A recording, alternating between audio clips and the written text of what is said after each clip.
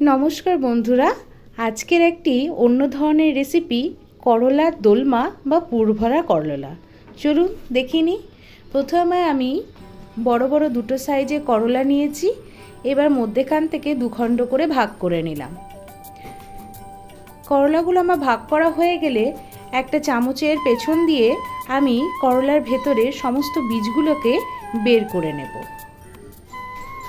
দেখুন আমি যেভাবে করছি ঠিক এই প্রসেসেই বের করবে, নইলে অনেক সময় সাইডগুলো কেটে যেতে পারে।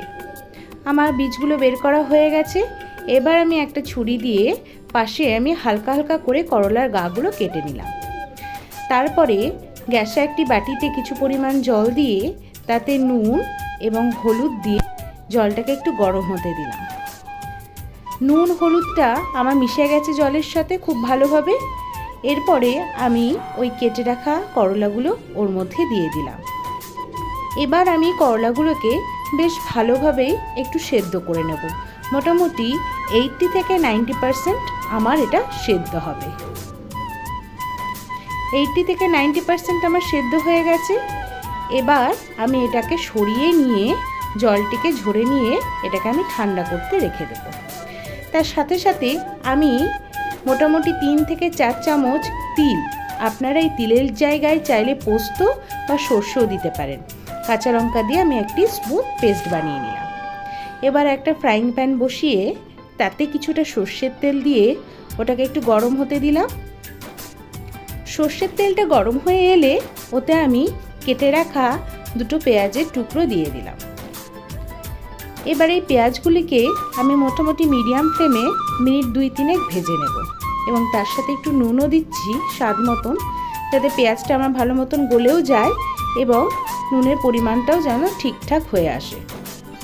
আর একটু দিলাম সামান্য পরিমাণ হলুদ। বেশ ভালো মতন মোটামুটি ভাজা হয়ে গেছে।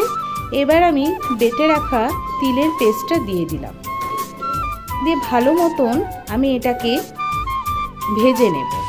মোটামুটি শুকনো শুকনো হয়ে আসবে, ঠিক ততক্ষণ আমি ভেজে নেব। দেখুন আমার বেশ ভালো মতন ভাজা হয়ে গেছে। এবার এটাকে পাশে সরিয়ে ঠান্ডা করতে দেব। কিছুক্ষণ পর দেখুন আমি উচ্ছেগুলোকে কিভাবে এর ভেতরে পুরটাকে ভরছি। একটা চামচের মাধ্যমে এগুলোকে দিয়ে পেছনটা দিয়ে আমি এগুলোকে ভেতরে হালকা হালকা করে প্রেস করে ঢোকাবো, কারণ আমার উচ্ছেটা সেদ্ধ হয়ে আছে, তাই খুব বেশি প্রেসও আমি করব না, যাতে উচ্ছেটা আমার ভেঙে যায়। ঠিক এই প্রসেসেই আমি হালকা হালকাভাবে পুরটাকে ভরে নিলাম। প্রত্যেকটা পুরেই দেখুন কিভাবে আমি মুখটাকে ভরেছি, ঠিক এইভাবে। এবার আসুন আমি একটি প্যান বসিয়ে দিলাম গ্যাসে, তাতে কিছুটা পরিমাণ সাদা তেল দিয়েছি। আপনারা চাইলে এখানে সর্ষের তেলও ব্যবহার করতে পারেন। আমার তেলটা হালকা গরম হয়ে এসেছে, তখনই আমি উচ্ছেগুলোকে দিয়ে দিলাম।